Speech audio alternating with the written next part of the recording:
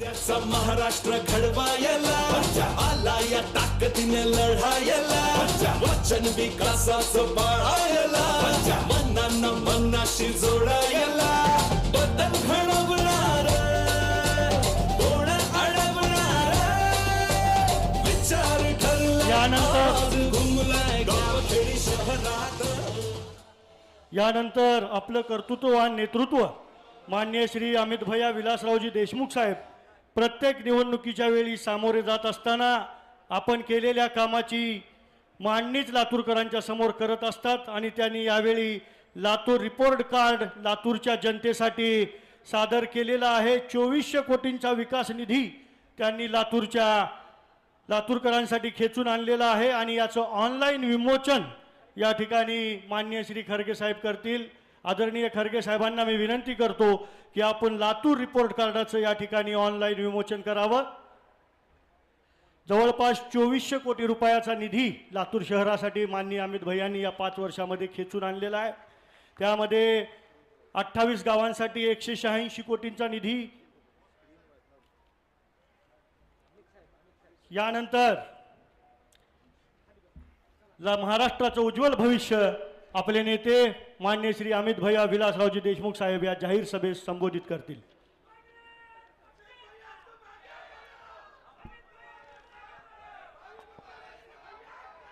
भारताचे नेते आपल्या काँग्रेस पक्षाचे सन्माननीय अध्यक्ष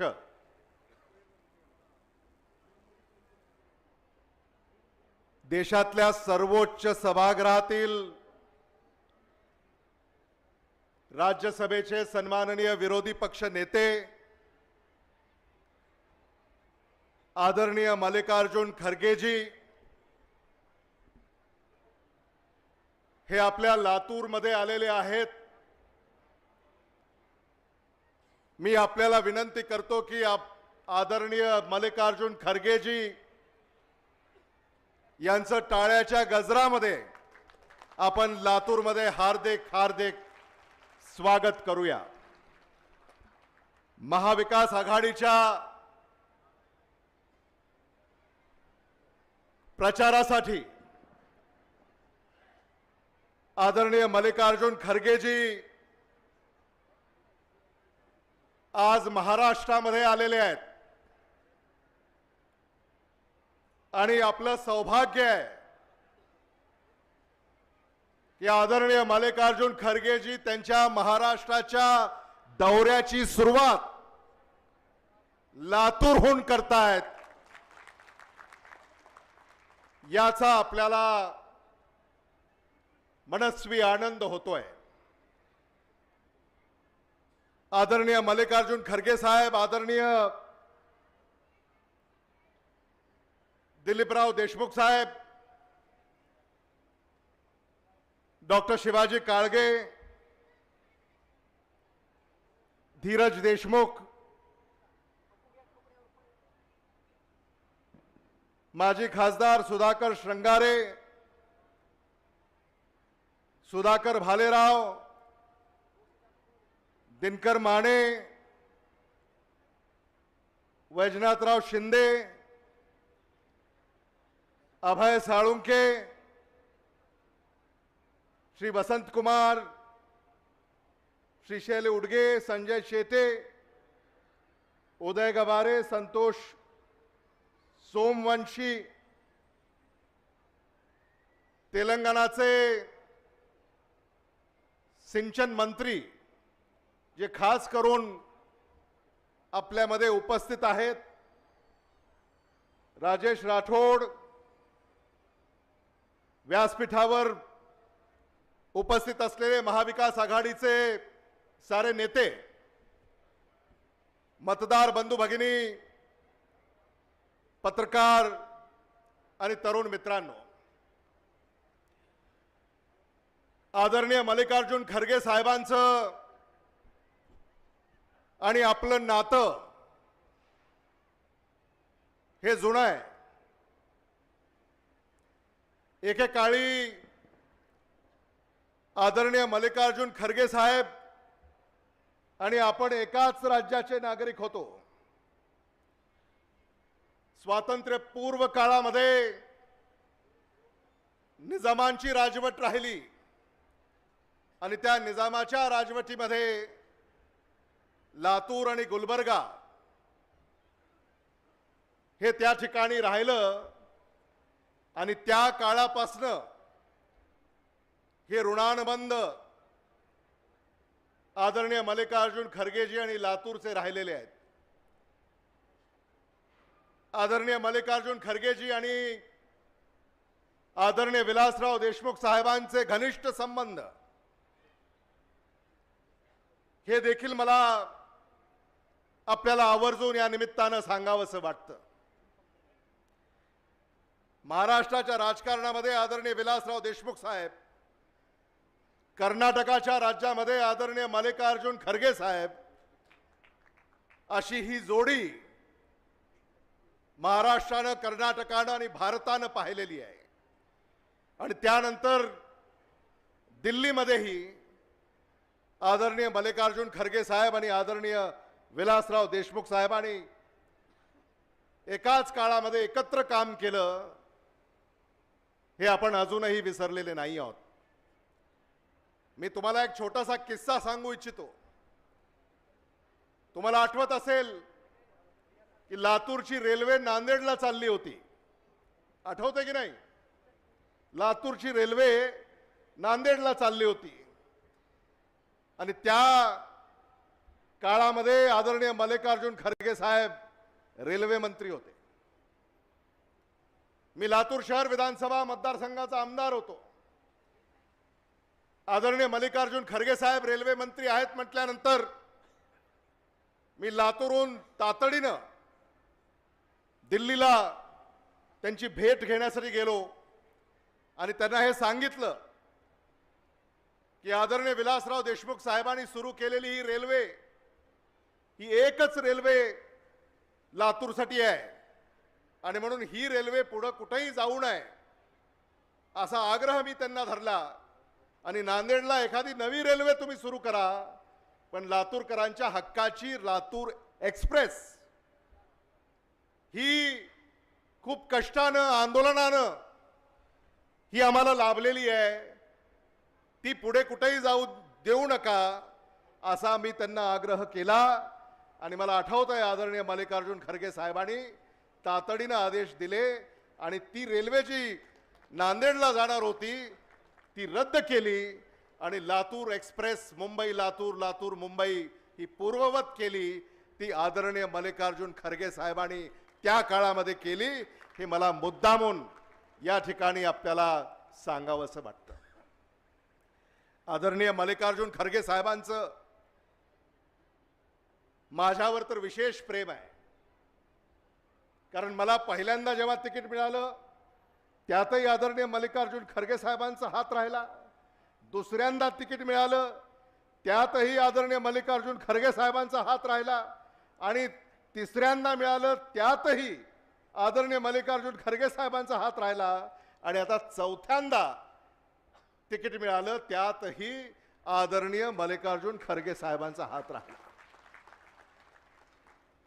आणि म्हणून मी स्वतःला भाग्यवान समजतो की काँग्रेस पक्षाचे अध्यक्ष आदरणीय मल्लिकार्जुन खरगे साहेब हे माझ्या प्रचारासाठी इथं आलेले आहेत, हे धीरज देशमुखांच्या प्रचारासाठी इथं आलेले आहेत, हे अभय साळुंकेंच्या प्रचारासाठी इथं आलेले आहेत, हे दिनकर माने यांच्या प्रचारासाठी इथं आलेले आहेत, हे सुधाकर भालेराव यांच्या प्रचारासाठी इथं आलेले आहेत, विनायकराव पाटील यांच्या प्रचारासाठी ते इथं आलेले आहेत. याला सौभाग्य लागतं. महाराष्ट्रामध्ये अनेक जिल्हे आहेत, पण त्या अनेक जिल्ह्यांपैकी काँग्रेसचे अध्यक्ष एखाद्या जिल्ह्यामध्ये येतात आणि त्यात लातूरची निवड करतात. याबद्दल मी त्यांचा शतशः आभारी आहे आणि हे ऋण मी कधीही विसरू शकणार नाही, हे कधीही फेडू शकणार नाही, हे देखील मला मुद्दामून या ठिकाणी सांगायचं आहे.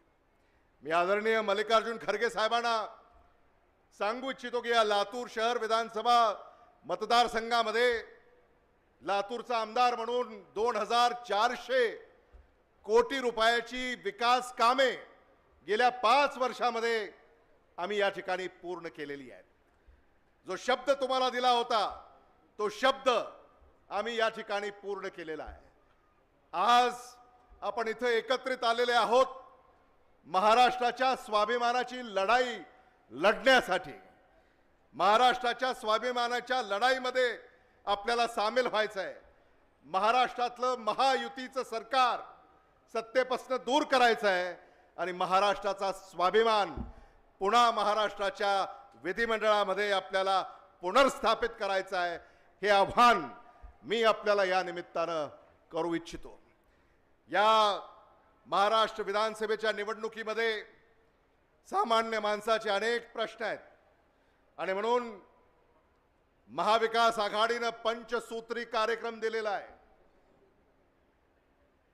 इथं अनेक शेतकरी उपस्थित आहेत.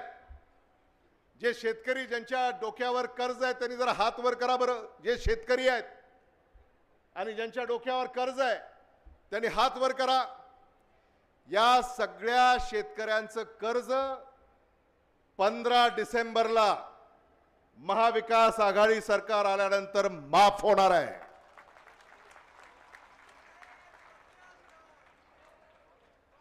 हा महाविकास आघाडीनं पंचसूत्री कार्यक्रम तुम्हाला दिलेला आहे. इथं महिला आहेत. महिलांनी हात वर करा.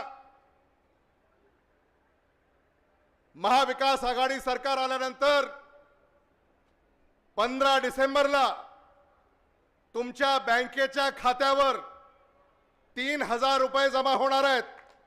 महालक्ष्मी. सुशिक्षित बेकार. इथं किती सुशिक्षित बेकार आहेत ज्यांना नोकऱ्या नाही आहेत? हात वर करा. सुशिक्षित बेकार ज्यांना नोकऱ्या नाही आहेत. 15 डिसेंबरला महाविकास आघाडीचं सरकार आल्यानंतर दरमहा 4,000 रुपये बेकारी भत्ता तुम्हाला देण्याचं काम महाविकास आघाडी या ठिकाणी करणार आहे. एवढंच नव्हे तर तुमच्या आरोग्याचा विमा सुद्धा आता महाविकास आघाडीनं काढण्याचं ठरवलंय. 25 लाख रुपयापर्यंतचा आरोग्य विमा आता तुमचा काढण्याचा ठरवलाय आणि औषधं सुद्धा आता मोफत देण्याचा निर्णय महाविकास आघाडीनं केलेला आहे. जातीय जनगणना हे जे काही आरक्षणाचं राजकारण या महाराष्ट्रामध्ये महायुतीनं केलं, या महायुतीच्या या आरक्षणाच्या राजकारणाला सडेतोड उत्तर या देशाचे नेते आदरणीय राहुल गांधीजी, या देशाचे नेते आदरणीय मल्लिकार्जुन खरगेजी यांनी जातीय जनगणना या देशामध्ये आणि या राज्यामध्ये करण्याचं ठरवलंय आणि 50% जी आरक्षणाची मर्यादा आहे ती सुद्धा उठवून त्याच्यात वाढ कशी करता येईल यासाठी सुद्धा आम्ही प्रयत्नशील असणार आहोत. हे मला मुद्दामून या ठिकाणी सांगायचं आहे. आदरणीय मल्लिकार्जुन खरगे साहेबांना मी आश्वस्त करू इच्छितो की या लातूर जिल्ह्यातल्या महाविकास आघाडीच्या 6 पैकी 6 जागा या निवडून येतील. या मराठवाड्यामध्ये महाविकास आघाडी 2/3 अधिक जागा निवडून आणेल आणि या महाराष्ट्रामध्ये विदर्भ, उत्तर महाराष्ट्र, कोकण, पश्चिम महाराष्ट्र, मुंबई, मराठवाडा या ठिकाणाहून जो भरभरून आशीर्वाद महाविकास आघाडीला या ठिकाणी प्राप्त होतोय, आदरणीय मल्लिकार्जुन खरगे साहेबांच्या नेतृत्वाखाली 20 नोव्हेंबर रोजी मतदान होईल. 23 नोव्हेंबर रोजी निकाल लागेल आणि 24 नोव्हेंबरला आदरणीय खरगे साहेबांनी आम्हाला सूचना कराव्यात आणि महाविकास आघाडी ही राज्यपालांना भेटून सरकार स्थापनेचा दावा पेश करेल आणि या महाराष्ट्रामध्ये महाविकास आघाडीचं सरकार सत्तेवर येईल. फक्त महाविकास आघाडीचं सरकार या महाराष्ट्रामध्ये सत्तेवर येऊन चालणार नाही, त्याच्या पुढेही जाऊन 2029 साली इंडिया अलायन्स सरकार आपल्याला भारतात निवडून आणायचं आहे.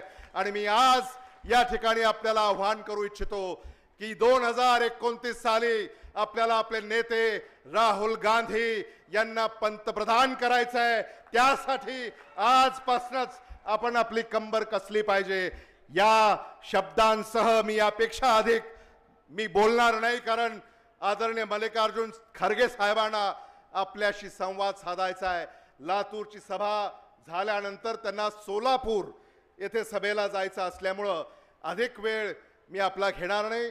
व्यासपीठावरचे महाविकास आघाडीचे सारे नेते कार्यकर्ते आणि व्यासपीठासमोर उपस्थित असलेले महाविकास आघाडीचे सगळे नेते कार्यकर्ते आणि जनता जनार्दन यांना देखील मी या ठिकाणी कळकळीची विनंती करणार आहे की मतदान करा, काँग्रेसला विजयी करा, महाविकास आघाडीचं सरकार महाराष्ट्रावर सत्तेवर आणा.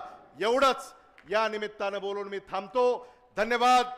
जय हिंद, जय महाराष्ट्र.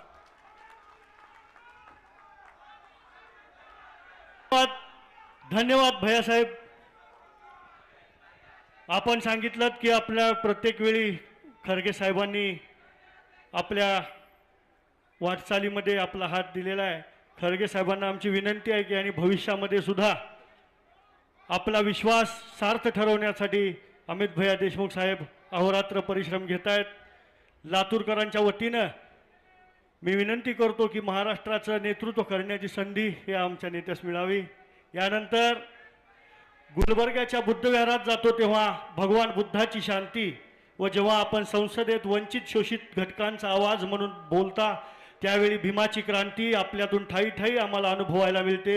असे अखिल भारतीय राष्ट्रीय काँग्रेस कमिटीचे अध्यक्ष तथा राज्यसभेचे विरोधी पक्ष नेते माननीय श्री मल्लिकार्जुनजी खरगे साहेब या जाहीर सभेत संबोधित करतील. मी साहेबांना विनंती करतो की साहेब आपण या जाहीर सभेत संबोधित करावं. हो चले हैं सबको साथ लेके, हाथों में सबका हाथ लेके, तूफान को चुनौती देके, चल चले ना डरे, संविधान को बचाने निकले हैं. मल्लिकार्जुन खरगे, मल्लिकार्जुन खरगे, मल्लिकार्जुन खरगे.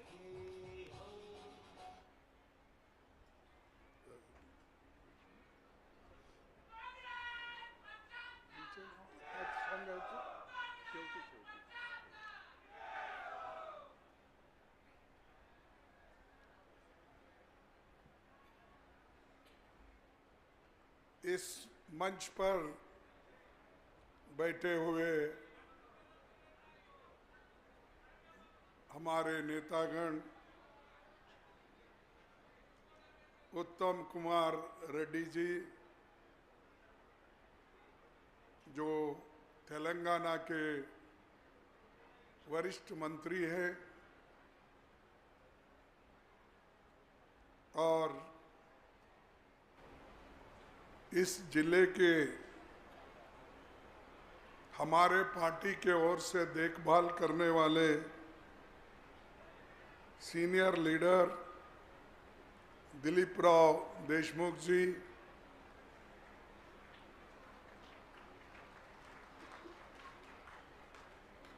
नौजवान साथी और विलासराव देशमुख के सुपुत्र अमित देशमुख जी और उनके चिरंजीव, ठीक है, उनके चिरंजीव धीरज देशमुख जी और doctor Shivaji Kalge member of parliament, Sudhakar Shrangare जिन्होंने हमारे पार्टी को मदद करने के लिए आए हैं, वो भी हमारे सामने बैठे हैं. महाविकास आघाड़ी के उपस्थित सभी नेतागण और मंच पर बैठे हुए सम्मानित हमारे मुखिया और सभी यहाँ पर पधारे हुए हमारे जितने भी किसान भाई हैं, माताएं हैं, बहनें हैं, नौजवान साथी हैं और मीडिया के मेरे दोस्तों, ये लातूर बहुत बड़ा जागृत स्थान है और मुझे खुशी है कि मैं बार बार लातूर में आता हूँ, इसीलिए कि विलासराव देशमुख बहुत ही अच्छे व्यक्ति और उन्होंने हमेशा लोगों के साथ मिलजुल के रहते थे और हमेशा हंसमुख, किसी को गुस्से से कभी देखते नहीं थे। वो हमेशा सबके साथ मिल के रहने वाले ऐसे एक व्यक्ति थे। मेरे को एक बात याद आ रही है कि जब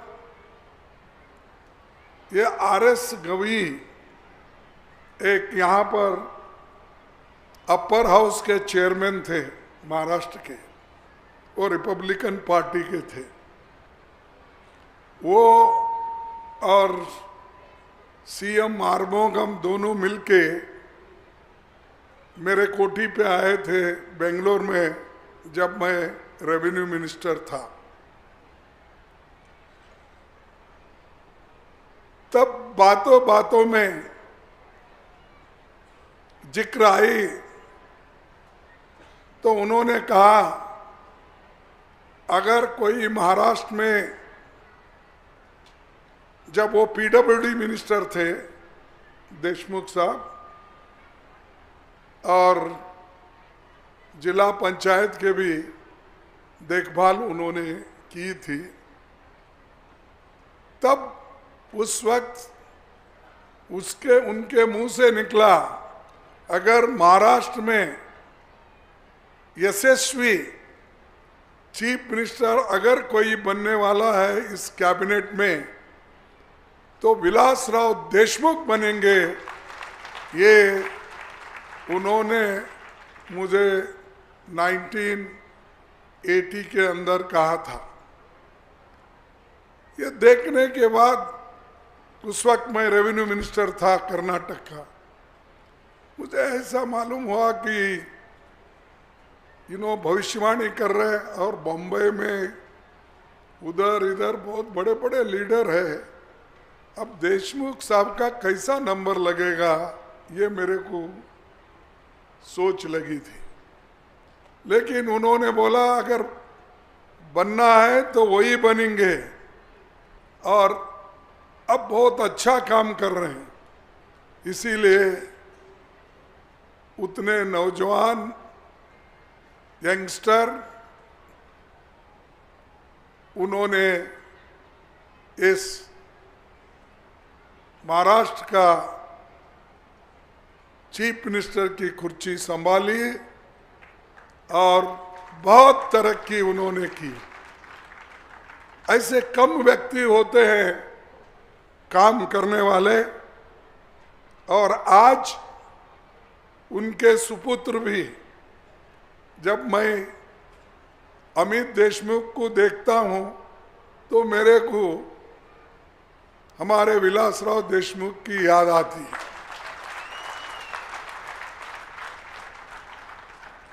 और उनका सारा मिला जुला चेहरा है और वैसा ही जब हमारे धीरज को देखता हूं उनको उन माता जी को देखे जैसा होता है कि ऐसे जो लोग हैं और इनके ऊपर आशीर्वाद रखने वाले हमारे दिलीप राव देशमुख, जिन्होंने खूब संभाल के रखा है, उनका रक्षण किया है। विलासराव देशमुख हम में नहीं है, लेकिन दिलीप राव देशमुख उनका जगह लेके सब कुछ संभाल रहे हैं। इसलिए मैं उनको धन्यवाद देता हूं। पार्टी को एक रखना, घर को एक रखना, ये सबसे बड़ी बात है।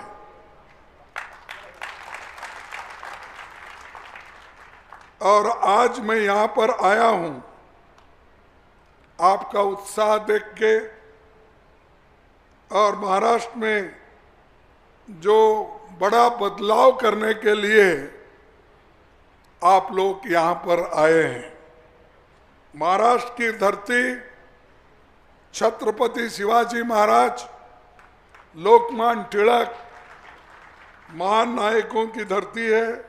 ज्योतिबा फुले, सावित्रीबाई फुले और बाबा साहब अंबेडकर, ऐसे महान व्यक्तियों की ये धरती है। बड़े बड़े संतों की धरती है महाराष्ट्र। तो ये हमको इस जगह आके बहुत खुशी होती है। अब हम साथी हैं। आपको आजादी कब मिली? देश को आजादी मिली 15 अगस्त 1947 में। हम और आपको मिली 17 सितंबर 1948 में। तो हम लोग साथ ही चल रहे हैं। और निजाम सरकार जो थी, उसको जब भारत आज़ाद हुआ तो हम सब लोग भारत में विलीन हो गए। और आज तरक्की के जो रास्ते आप लोगों ने जो खास करके निकाला है, वो बहुत अच्छा है। मेरे को और भी खुशी हो गई जब हमारे अमित ने कहा यहाँ पर 2400 करोड़ रुपए अगर एक जगह डेवलपमेंट के लिए आता है, मैं समझता हूं कोई एमएलए इतना काम नहीं कर सकता जितना उन्होंने बताया। और दूसरी बात ये कहूंगा कि उन्होंने हमको आश्वासन दिया है 6 के 6 सीट हम जिता के लाएंगे। इसलिए मैं उनको धन्यवाद देता हूं। इसके अलावा भी महाराष्ट्र के कोने कोने में फिर के उन्होंने हमारे महाराष्ट्र विकास आघाड़ी के जितने भी कैंडिडेट हैं उसको वो लाएंगे, ये मुझे विश्वास है, क्योंकि वो हमेशा काम करते रहते हैं। इसीलिए काम करने वालों को मैं चाहता हूं, हमेशा जो काम करते हैं, जो मेहनत करते हैं, उनको फल भी मिलता है और पार्टी को मजबूती भी मिलती है।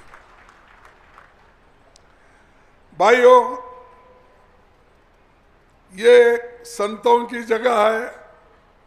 मैं जगह उसके बारे में ज़्यादा नहीं बोलता, क्योंकि संत को आप लोग तो पूरे जानते हैं। संत तुकाराम, संत ज्ञानेश्वर, संत नामदेव, ये जितने भी संत हैं वो सब महाराष्ट्र में ही हो गए हैं। इसीलिए हमारे तरफ भी आपकी छाप है। एकनाथ बोलते हैं, ज्ञानेश्वर बोलते हैं, नामदेव बोलते हैं। ये सब गुलबर्गे में भी, आधा गुलबर्गे में कहीं ना कहीं ये नाम वाले आपको मिलेंगे। यानी ये संतों का छाप गुलबर्गा, बीदर में बहुत बड़ा है। तो ऐसे जगह पे हम आए हैं। और ये जो महाराष्ट्र है, मराठवाड़ा, यहाँ पर डॉक्टर बाबा साहब अंबेडकर का बहुत बड़ा देन है। औरंगाबाद में उन्होंने पहला जो कॉलेज खोला, मिलिंद कॉलेज, शायद ही और दूसरा कोई कॉलेज नहीं था इस एरिया में। उसके बाद में बहुत से कॉलेज निकले, लेकिन आज़ादी के पहले जो शिक्षण संस्था काम की वो डॉक्टर बाबा साहब अम्बेडकर मिलिंद कॉलेज के नाम से उन्होंने शुरू किए थे। बहुत से लोगों को मालूम नहीं रहता भाई मिलिंद ये नाम कहाँ है, किसका है। ये मिलिंद नाम है जो अलेक्जेंडर द ग्रेट था, उसका ग्रेट ग्रैंडसन मिलिंद, उसका नाम था मिलंडर। वो मिलंडर जाके आगे वो मिलिंद बन गया हिंदुस्तान में। ऐसे एक महान व्यक्ति जो बुद्ध धर्म में वो आया था, उसको उसके नाम से उन्होंने बाबा साहब अम्बेडकर ने एक कॉलेज खोली, क्योंकि वो ग्रीक कंट्री के थे। तो उन्होंने बहुत कुछ बुद्धिज्म अफगानिस्तान में, कजाकिस्तान में, इस एरिया में, पाकिस्तान के एरिया में, तक्षशिला, आपको मालूम है, बहुत से मैं हिस्ट्री बोलने नहीं जाता, वहाँ ये थे। और उनके गुरु थे नागसेन, और वही नागसेन का वन बोल के औरंगाबाद में उन्होंने रखा। यानी गुरु शिष्यों का नाम पहले बार डॉक्टर बाबा साहब अम्बेडकर औरंगाबाद में रखे, ये बहुत बड़ी बात है और बहुत से लोगों को ये मालूम नहीं है। ये शिक्षण का केंद्र है और यहाँ पर ऐसे बहुत चीफ मिनिस्टर बने, बहुत से मराठवाड़ा से, मराठवाड़ा लक्की है, यहाँ शिवाजीराव पाटिल निलंगेकर बने, शंकरराव चौहान बने, शिवराज पाटिल, सुशील कुमार शिंदे, ये बहुत से नेता। और सबसे ज़्यादा विलासराव देशमुख जी यहाँ पर काम किए, इरिगेशन के काम किए, और उसके वजह से दिलीप राव को चांस मिला 6 शक्कर कारखाने बनाने का। क्योंकि ये जो अगर बांध नहीं होते, डैम नहीं होते, तालाब नहीं होते, तो कहाँ से आप गन्ना उगाते थे। ये गन्ना उगाने का जो आपको समय मिला या एक चांस मिला कि विलासराव देशमुख अपने एक कोशिशों से यहाँ पर इरिगेशन प्रोजेक्ट्स वो लगाए, इसीलिए आज मराठवाड़ा संपन्न है। लेकिन एक बात है, मराठवाड़ा खास करके हमारे लातूर जिला, ये सब कुछ है, लेकिन सबसे ज्यादा प्रॉब्लम आया है सोयाबीन का, कपास का। सोयाबीन जो ये सेंटर है लातूर, लेकिन सोयाबीन को आज उसका दाम नहीं मिल रहा। मोदी ने तो जीएसटी सबको बढ़ा दिया, सब ट्रैक्टर पे टैक्स लगाया, दूसरे इक्विपमेंट में भी टैक्स लगाया, हर चीज पे उन्होंने टैक्स लगाया जो किसान उपयोग करता है। लेकिन सोयाबीन का जो एमएसपी है वो क्यों नहीं बढ़ाया, मैं पूछ रहा हूं। सोयाबीन का यहां पर आकर फडणवीस ने कहा मैं एमएसपी 6,000 रुपए कुंटल दूंगा, बोला या नहीं बोला? लास्ट जब इलेक्शन में आए थे पार्लियामेंट के, उन्होंने बोला 6,000 रुपए कुंटल मैं एमएसपी वो रेट पे करूंगा, लेकिन वो गायब हो गए। वो तो छोड़िए, अब एमएसपी जो है 4,892 रुपए है, वो भी किसानों को नहीं मिल रहा। अब किसान कम दाम में वो बेच रहे हैं और परेशान हैं, लेकिन गवर्नमेंट जो वायदा करती है वो कभी निभाती नहीं। ये हमेशा आदत है मोदी साहब की। बोले वो पहले क्या बोले, पहले जब वो हुकूमत में आने से पहले बोले, मेरे भाइयों और बहनों, मैं आप लोगों को कांग्रेस के सरकार ने काला धन बाहर रखा है, उसको लाकर मैं हर एक के जेब में 15-15 लाख डालूंगा। डाल दिए वो 15 लाख मिले आपको। अरे ऐसा प्रधानमंत्री झूठ बोलते हैं? मैं तो नहीं सुना भाई कोई प्रधानमंत्री ऐसा आके ऐसा बोला फिर निभाया नहीं। आपको दिए होंगे इसलिए आप चुप बैठे बहुत से लोग। अगर नहीं है तो पूरे लोग हाथ उठाओ। नहीं दिए, इधर के लोग कमजोर हो गए, देखो माताएं कम हो गए। और मैं 2-2 करोड़ नौकरियां दूंगा आपको। बोला या नहीं बोला? दिया।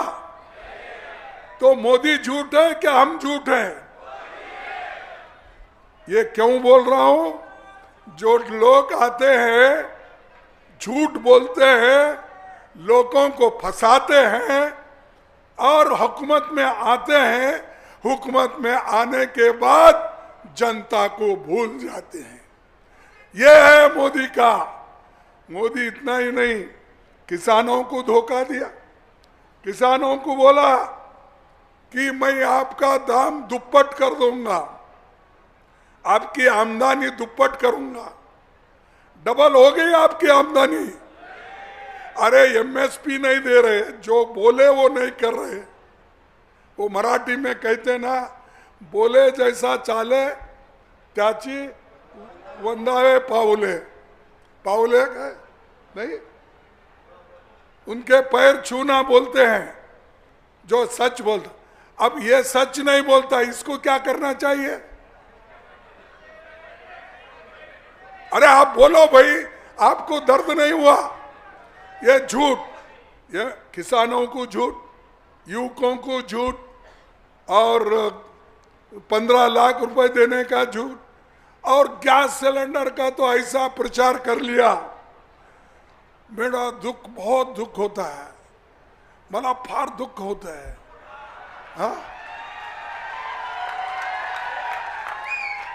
ज्या वेळेला मी आमच्या आई बहिणींना बघतो जे चुलीवर बसतात, लाकडं जाळतात, ते त्यावेळेला ते धुवा निघतंय, ते धुवा जेव्हा डोळ्यात जातंय, डोळ्यातून पाणी येतात, तसं मला सुद्धा पाणी येतंय। म्हणून मी गॅस सिलेंडर फ्री करणार आहे म्हणला। आता किंमत वाढवत चाललंय। एवढं खोटं बोलतोय, पण जे काही खोटं बोलतोय रेटून बोलतोय।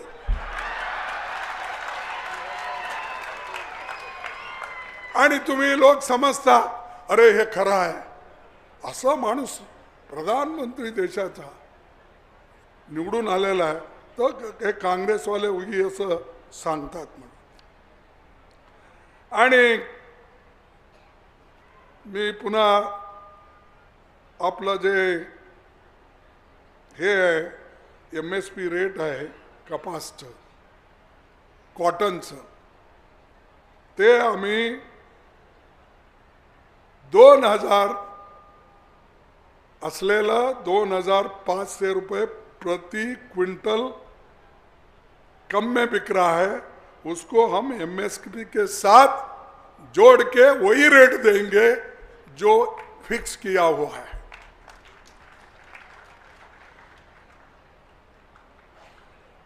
और मोदी जी अपना जो दोस्तों को तो वो बहुत बढ़ा रहे हैं। उनके सिर्फ 2 ही दोस्त हैं। कौन कौन? अदानी आणि अंबानी। अरे आणखीन फार श्रीमंत लोक आहेत त्यांच्या बरोबर। जवळ जवळ ह्या देशात 5% लोकांजवळ 62% देशाची संपत्ती आहे. किती आहे? 62%. आणि 50% गरीब जे आहेत त्यांच्याजवळ केवळ 3% संपत्ती आहे देशाची. 3%. म्हणजे हे गरीबाला मदत करणार आहेत का श्रीमंताला? ह्याच्यावरून बघून घ्या, देख लीजिए. 10%, 5% लोगों के पास 62% है और देश के 50% लोगों के पास 3% है. ये मोदी की सरकार, ये फडणवीस की सरकार, ये शिंदे की सरकार, ये अजीत अब रिसेंटली ज्वाइन हो गए ना उनका नाम, अजीत पवार जी की सरकार. अरे भाई क्या देख के गए आप लोग?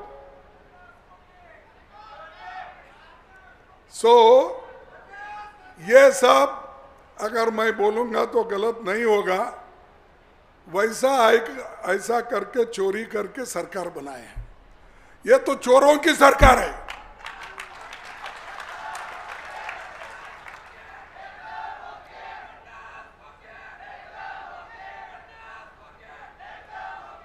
ठीक आहे, ठीक.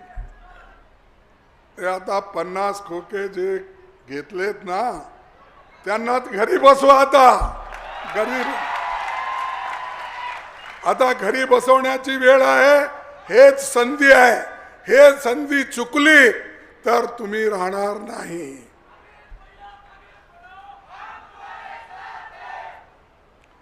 महाराष्ट्रामध्ये रोज 7 लोक शेतकरी आत्महत्या करतात. रोज. आतापर्यंत ऑक्टोबर पर्यंत ह्या वर्षी 2336 किसानों की आत्महत्या हो गई. ये उनके आंकड़े ने, हमारे नहीं है. वो जो यहाँ के असेंबली में बोले हैं वही आंकड़े मैं आपको दे रहा हूँ.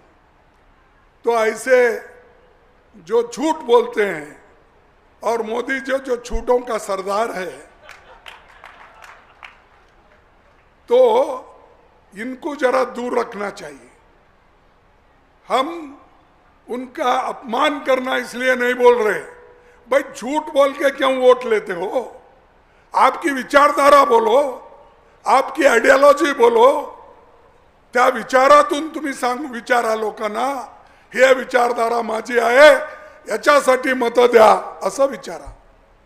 ते सोडून भाइयों और बहनों, मैं वो देऊंगा, मैं ये देऊंगा. क्या दे रहे हैं आप? सबको जो दे रहे हैं वो झूठ वायदे, और उससे देश बढ़ने वाला नहीं. ये देश अगर बढ़ा है आज, पंडित जवाहरलाल नेहरू के वजह से बना. बड़े बड़े कारखाने बने, बड़े बड़े डैम बने, और इस देश में अन्न नहीं मिलता था. अमेरिका से हम अनाज लाके खाते थे, गेहूं लाके देते थे हमको. लेकिन आज ग्रीन रेवोल्यूशन करके कांग्रेस पार्टी सबको अन्न दे रही है. फूड सिक्योरिटी एक्ट हमने लाया, मनरेगा हमने लाया, बच्चों को फ्री एजुकेशन प्राइमरी का हमने किया. तुम क्या किए? तुम कुछ नहीं, सब बंडल मारना, बंडलबाज. इसीलिए मैं कह रहा हूं कि हमारे साथियों को ये पूछना चाहिए जब वो आएंगे, भाई क्या दिए आप? अगर देखो कर्नाटक में महालक्ष्मी योजना हमने की, वहां पैसे दे रहे हैं हम 2000 रुपये. यहां पर 1500 दे रहे. नाही किती देऊ लागलाय? अरे आम्ही 3000 रुपये देणार तुम्हाला आमची सरकार आल्यावर. 3000 पाहिजे का नको? अरे ज्यांना पाहिजे ते हात उठवा. माझ्या आईनो, तुम्ही हात उठवा. हम दे के रहेंगे, चुप बोल के नहीं जाएंगे, देंगे. 4,000 रुपए हमारे युवकों को स्टाइपेंड के रूप में काम मिलने तक एक पीरियड फिक्स करते हैं, जिसके लिए आप कोशिश करना पड़ता है, स्किल डेवलपमेंट. उसके लिए उनको 4,000 रुपए महीना हम देंगे. हमारी सरकार ये काम करने वाली सरकार है और दूसरों का जैसे सिर्फ झूठे बातें नहीं करेगी. हम जो भी करेंगे गरीबों के लिए करेंगे, और गरीबों के लिए जो इंदिरा गांधी की, जवाहरलाल नेहरू किए, सोनिया गांधी जी किए, वो लेकर हम आगे बढ़ रहे हैं. और आगे बढ़ के जो जा रहे हैं वो मराठवाड़ा के लोग सबसे आगे हैं. कांग्रेस पार्टी को सबसे ज्यादा अगर मजबूती मिली है तो मराठवाड़ा में मिली है, विदर्भा में मिली है, वेस्टर्न महाराष्ट्र में मिली है, और बम्बई में भी हम अपने पैर मजबूत रखे हैं. लेकिन चंद लोग भड़काते हैं, क्योंकि ये झूठों की सरकार है, ये झूठ बोल बोल के ऐसा ही चला रहे. बहुत से लोग भाग गए. वो बीजेपी के ईडी को डर के भाग गए, सीबीआई को डर के भाग गए, सीवीसी को डर देखकर भाग गए. ये भागने वाले बहुत है. एक बार जो भाग के गए उनको फिर मत लाना, क्योंकि फिर वो आपको लूटेंगे. इसीलिए ये लातूर जिला जो है कांग्रेस का मजबूत एक गढ़ है, और ये एक जमाने में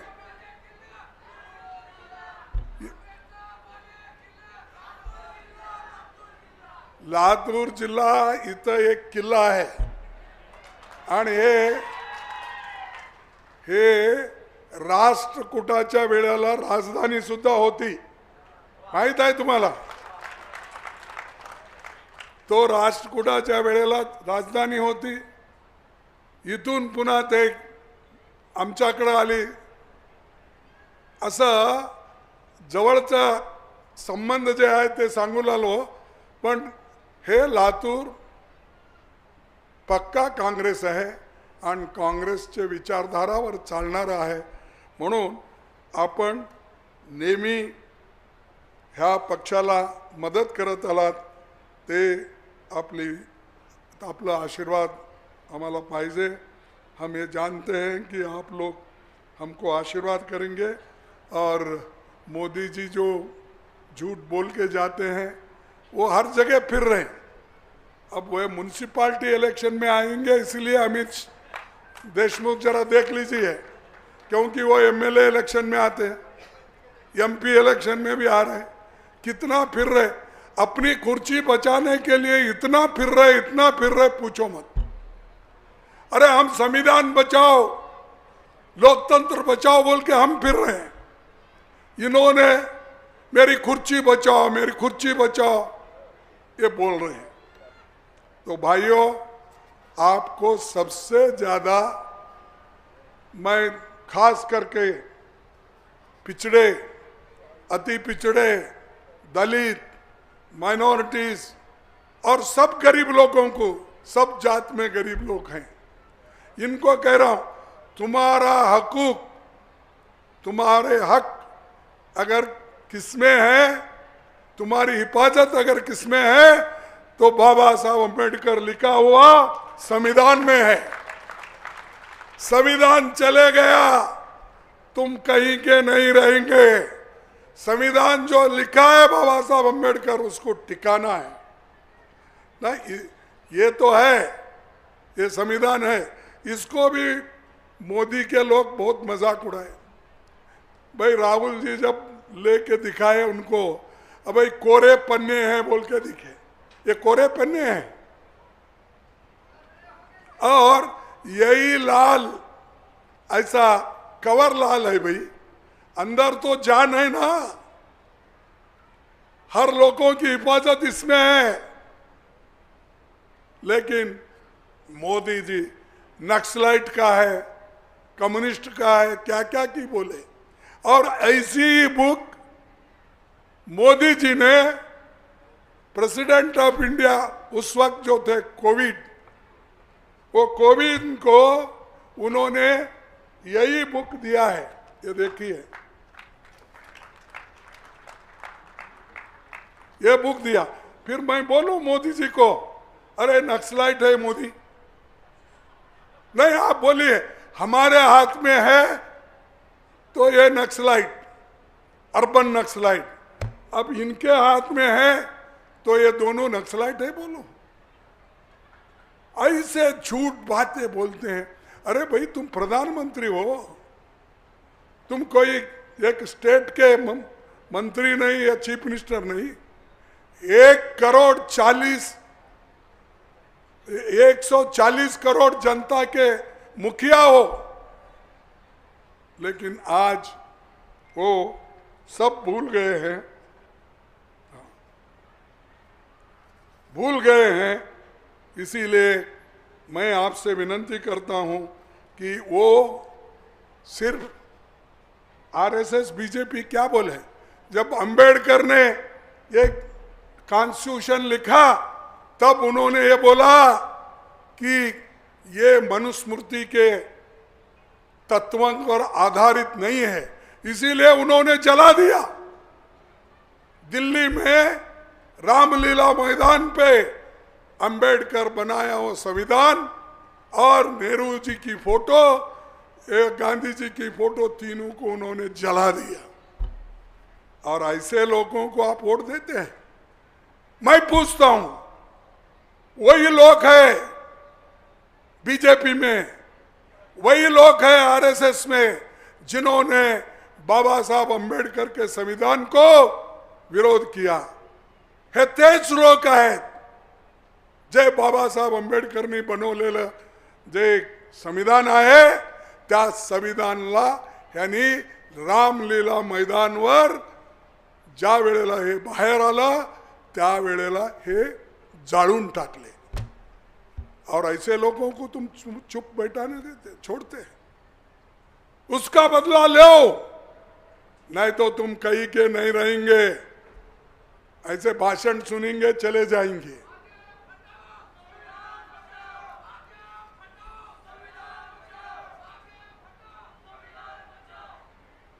मैं इसीलिए एससी एसटी ओबीसी के लोगों को ये कहने आया हूं, तुम्हारे नौकरियां जा रहे हैं, तुम्हारे को बैकलॉग वैकेंसी नहीं मिल रहे, नए भर्ती नहीं हो रहे, क्योंकि नए अगर भर्ती हो गए जितने वैकेंसीज है तो उसमें फिर ये लोग आएंगे। तो इसीलिए उन्होंने रिक्रूटमेंट करना बंद कर दिया है। और अगर हमारी कांग्रेस पार्टी और महाविकास आघाड़ी हुकूमत में आएगी तो हम 2,50,000 नौकरियां जल्दी भर देंगे और बेरोजगारी को दूर करने की कोशिश करेंगे और इन्वेस्टमेंट लाएंगे। महाराष्ट्र में, लातूर में भी आएगा, हर जगह जो इन्वेस्टमेंट मोदी अपने घर को भेज रहा है वो सब महाविकास आघाड़ी की सरकार आने के बाद महाराष्ट्र में आएगा। और ये आपको तो हमारे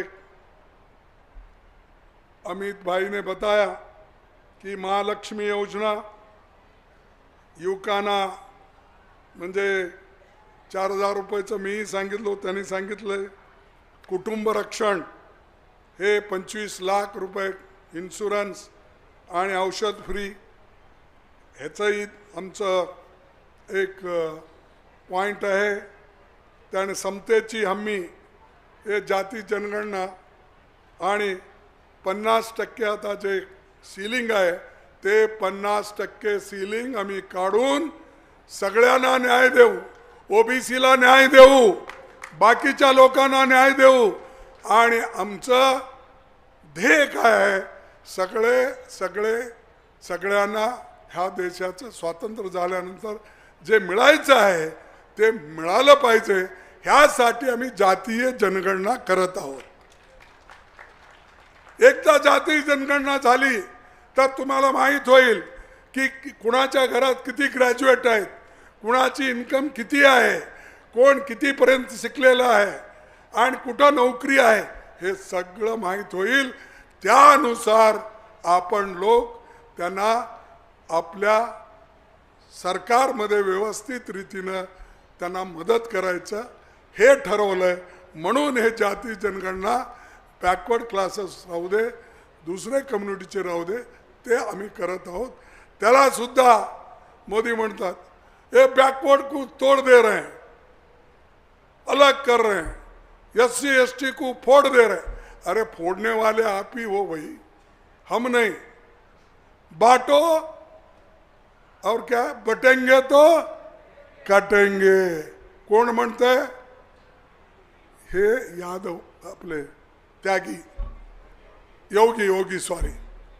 योगी म्हणतात. योगी साधू आहेत, पाप बिचारे, ते कसं काय आले आहात मला माहित नाही. आणि मोदीजी काय म्हणतात? एक है, हाँ अरे एक है तो सेफ है, हे त्यांचं म्हणणं आहे. तो इसीलिए मैं 2 मिनट और आपका लेता हूं और मैं अपने बातों को ख़त्म करता हूं. भाइयों, एक छोटी सी शायरी आपके सामने पेश करूंगा और उससे आपको मदद मिलेगी कि मोदी जी क्या कर रहे हैं, हम क्या कर रहे हैं. हिंदू या मुस्लिम के एहसासात को मत छेड़िए, हिंदू या मुस्लिम के एहसासात के मत छेड़िए, अपनी कुर्सी के लिए जज्बात को मत छेड़िए, अपने कुर्सी के लिए जज्बात को मत छेड़िए.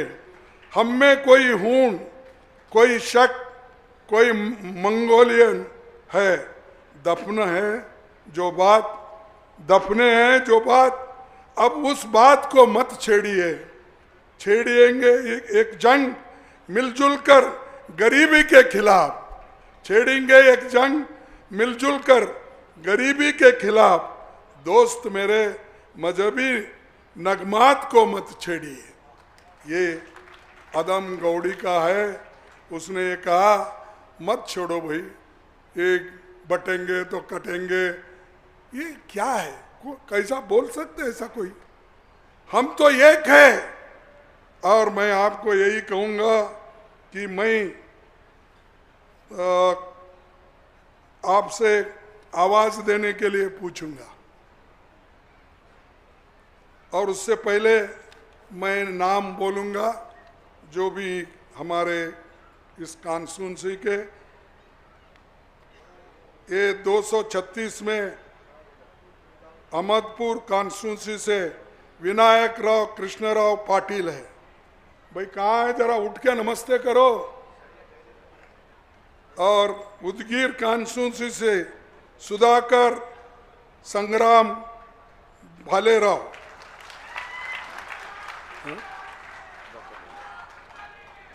अच्छा सुधाकर. निलंगा कॉन्स्टिट्यूंसी अभय सतीश साळुंके. ओके. औसा कॉन्स्टिट्यूंसी से दिनकर बाबूराव माने. ओके. तो ये हमारे कैंडिडेट है. अब पहले तो अरे धीरज विलास, ये तो बोले ये तीसरी बार बोल रहे. ये धीरज विलास राव, अमित विलास राव. हाँ अरे